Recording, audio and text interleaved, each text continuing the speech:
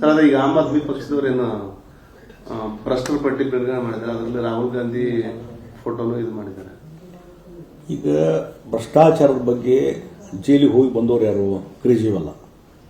ಜೈಲಿಗೆ ಹೋಗಿ ಬಂದವರು ಯಾರು? ಆ ಪಾರ್ಟಿಯ ಉಪಮುಖ್ಯಮಂತ್ರಿ ಕೆಲಸ ಮಾಡಿದಂಥ ಸಿಸೋಡಿಯಾ.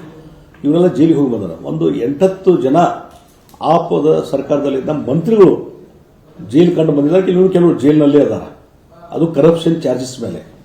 ಹೀಗಾಗಿ ಇವು ಬೇರೆಯವರ ಬಗ್ಗೆ ಕರಪ್ಷನ್ ಬಗ್ಗೆ ಮಾತಾಡಲಿಕ್ಕೆ ಏನು ನೈತಿಕತೆ ಇದೆ?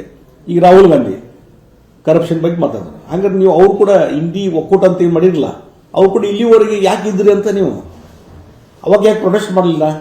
ಅವ್ರು ಕರಪ್ಟ್, ರಾಹುಲ್ ಗಾಂಧಿ ಕರಪ್ಟ್ ಅದ ಅನ್ನುವಂಥ ಕಾರಣದ ಮೇಲೆ ನೀವು ಅವತ್ತನೇ ಆ ಮೈತ್ರಿಕೂಟದೊಳಗೆ ಹೋಗಬಾರ್ದಾಗಿತ್ತಲ್ಲ, ನೀವು ಹೋದ್ರಲ್ಲ. ಹೀಗಾಗಿ ಇವತ್ತು ಚುನಾವಣೆ ಬಂದದಂತ ಹೇಳಿ ಅವ್ರನ್ನ ಕ್ರಿಟಿಸೈಸ್ ಮಾಡೋದು ಇವ್ರು ನಡೀತದೆ. ರಾಹುಲ್ ಗಾಂಧಿ ಕಾಂಗ್ರೆಸ್ ಪಾರ್ಟಿ ಭ್ರಷ್ಟ ವ್ಯವಸ್ಥೆಯಲ್ಲಿ ಮೊದಲಿಂದ ಇದೆ.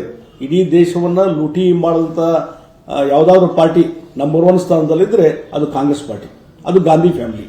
ಹೀಗಾಗಿ ಇವತ್ತು ನಿಮಗೆ ಜ್ಞಾನೋದಯ ಆಗಿ ರಾಹುಲ್ ಗಾಂಧಿ ಕರಪ್ಟ್ ಅದಾರ ಅಂತ ಹೇಳ್ತಾ ಇದ್ದಾರೆ. ನಾವು ಮೊದಲಿಂದ ಹೇಳ್ತೀವಿ, ರಾಹುಲ್ ಗಾಂಧಿ ಆಗಲಿ ಗಾಂಧಿ ಫ್ಯಾಮಿಲಿ ಕರಪ್ಟ್ ಇದ್ದೇ ಇದ್ದಾರೆ ಅಂತ ನಾವು ಮೊದಲಿಂದ ಬಿಜೆಪಿ ಅವರು ಹೇಳ್ತಾ ಇದ್ದೇವೆ. ಇವತ್ತು ಕೇಜ್ರಿವಾಲ್ ಜ್ಞಾನೋದಯ ಆಗಿದೆ. ಮತ್ತು ಇನ್ನೊಂದು ನಾನು ಹೇಳ್ತೀನಿ, ನೀವೇ ಕರಪ್ಟ್ ಇರುವಾಗ ಮತ್ತೊಬ್ಬರು ಕರಪ್ಷನ್ ಬಗ್ಗೆ ಮಾತಾಡಲಿಕ್ಕೆ ಏನು ನೈತಿಕತೆ ಅಂತ ನಾ ಕೇಳ್ತೀನಿ.